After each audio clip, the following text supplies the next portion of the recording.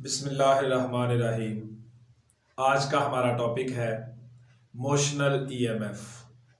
इसमें आज हम डिस्कस करेंगे कि मैग्नेटिक फील्ड और कंडक्टर की मोशन की वजह से जो ईएमएफ इंड्यूस होगी उसको हम स्टडी करेंगे। अगर आप बोर्ड पे देखें तो आपके सामने एक सेटअप बना हुआ है एक्सपेरिमेंट का, जिसमें आप देखें दो कंडक्टिंग रेल्स है जिनके ऊपर एक कंडक्टर पड़ा हुआ है जिसकी लेंथ L है, और इन दोनों रेल्स को हमने गैल्वेनोमीटर के साथ जोड़ा हुआ है। इसमें जो मैग्नेटिक फील्ड है उसकी डायरेक्शन जो है वो इनटू द पेपर है, क्योंकि मैंने यहाँ पे उसको क्रॉस से इंडिकेट किया हुआ है। तो क्रॉस से इंडिकेट करने का मतलब है कि इनटू द पेपर आपका मैग्नेटिक फील्ड है। तो यहाँ पे जब ये कंडक्टर जो है ये स्टैटिक है, रुका हुआ है, तो आप ये जो गैल्वेनोमीटर है ये हमें कोई डिफ्लेक्शन शो नहीं करेगा। इसका मतलब है इस गैल्वेनोमीटर में से कोई करंट फ्लो नहीं कर रहा। जैसे ही हम इस कंडक्टर को जिसकी लेंथ L है मूव करवाएंगे राइट साइड पे, तो इसका मतलब है इसकी जो वेलोसिटी की डायरेक्शन होगी वो आपके पास ये होगी। तो जब आप इसको मूव करवाएंगे तो आप ऑब्जर्व करेंगे कि ये जो गैल्वेनोमीटर है ये कोई ना कोई डिफ्लेक्शन शो करेगा। डिफ्लेक्शन शो करने का मतलब है कि इसमें करंट फ्लो हो रहा है। अब आप देखें जरा, अगर हम इसके ऊपर राइट हैंड रूल लगाएं तो चूंकि इसकी वेलोसिटी उस डायरेक्शन में है, तो राइट हैंड रूल की मदद से आप करंट की डायरेक्शन फाइंड कर सकते हैं। अब क्या करें कि हमारे पास कंडीशन ये बन रही है वेलोसिटी की और मैग्नेटिक फील्ड की, कि मैग्नेटिक फील्ड और वेलोसिटी दोनों जो है वो एक दूसरे के परपेंडिकुलर है।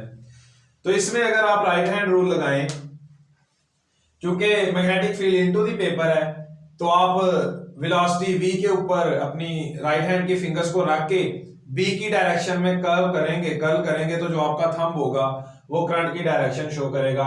इसका मतलब है, या आप कह सकते हैं कि फोर्स की डायरेक्शन वो शो करेगा, क्योंकि ये जो कंडक्टर है जाहिर सी बात है इसके अंदर बहुत सारे चार्जेस हैं। जब ये मूव करेगा मैग्नेटिक फील्ड के अंदर पड़ा हुआ है, तो इसके अंदर जो चार्जेस होंगे उनके ऊपर भी फोर्स लगना शुरू हो जाएगी। फॉर एग्जांपल ये कोई भी चार्ज है Q, इस चार्ज के ऊपर फोर्स लगना शुरू हो जाएगी जब आप इसको मूव करवाएंगे। मैग्नेटिक फील्ड के अंदर पड़ा हुआ है, उस फोर्स की डायरेक्शन जो है वो राइट हैंड रूल की मदद से हमने फाइंड की, जो कि अपवर्ड है, ऊपर की डायरेक्शन में है। इस कंडक्टर को मैं नाम दे देता हूं जी A और B। ये इसका A टर्मिनल है, ये B साइड है, B एंड है। तो यहाँ पे जो चार्ज के ऊपर फोर्स लगेगी वो A टू B लगेगी। इसका मतलब ये हुआ कि आपके पास जो करंट की डायरेक्शन है वो अपवर्ड है, क्योंकि चार्जेस इधर को मूव कर रहे हैं, तो जाहिर सी बात है करंट भी फिर इसी डायरेक्शन में होगा। अब जब चार्जेस यहां से यहां मूव कर रहे हैं, तो ये चार्जेस के ऊपर एक फोर्स एक्ट करेगी जिसे हम मैग्नेटिक फोर्स कहेंगे।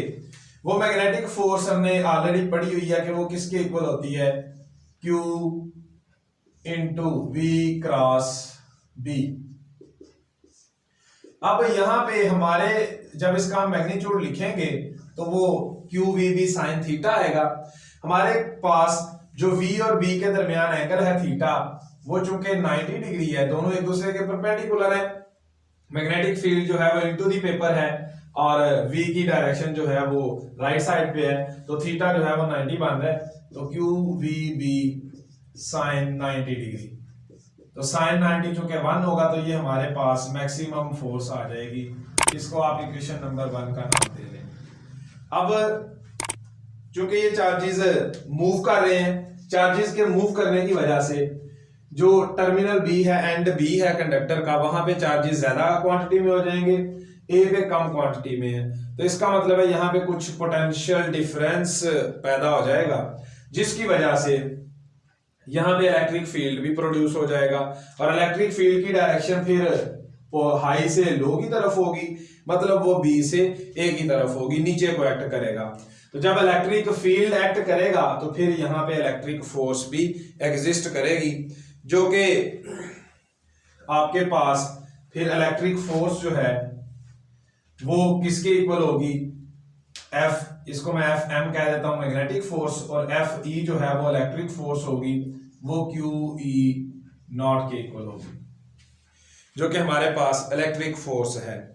अगर हम बैलेंसिंग कंडीशन देखें कि जब ये दोनों इक्विलिब्रियम वाली कंडीशन आएगी, तो इक्विलिब्रियम की कंडीशन में आप देखें जो एफ एम है वो एफ ई के इक्वल आ जाएगा।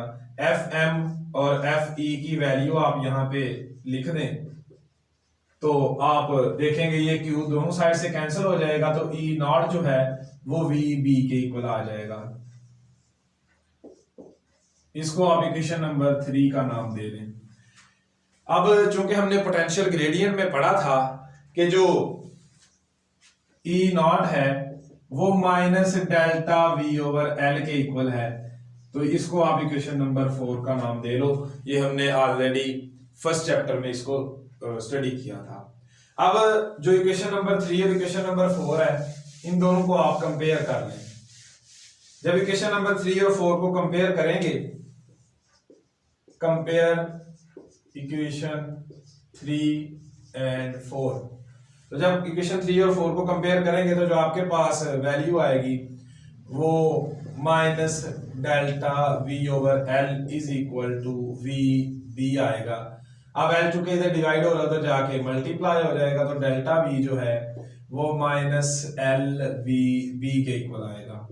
ये आपके पास ईएमएफ के इक्वल, या इसको आप कह सकते हो मोशनल ईएमएफ की के लिए एक्सप्रेशन आ गया हमारे पास, जिसमें एल जो है वो length of the conductor, v हमारे पास वेलोसिटी कि जितनी स्पीड से आप इस कंडक्टर को मूव करवा रहे हैं राइट या लेफ्ट। थर्ड इसमें मैग्नेटिक फील्ड आ रहा है कि आपने जो मैग्नेटिक फील्ड अप्लाई किया हुआ उसकी स्ट्रेंथ कितनी है। अगर आप इसको वेक्टर फॉर्म में देखें कि ये जो v और b है इसके दरमियान 90 के अलावा कोई एंगल एग्जिस्ट कर रहा है अगर थीटा, तो फिर जो ईएमएफ की वैल्यू होगी वो l v b sine theta आपके पास आ जाएगा। थीटा कुछ भी हो सकता है, वो जितना भी होगा आप उसको यहाँ पे यूज करोगे तो आपके पास मोशनल ईएमएफ के लिए वैल्यू आ जाएगी। यहां तक जी आज का हमारा टॉपिक था। इस टॉपिक से रिलेटेड आप लोगों का अगर कोई क्वेश्चन हो तो आप लोग कमेंट सेक्शन में पूछ सकते हैं।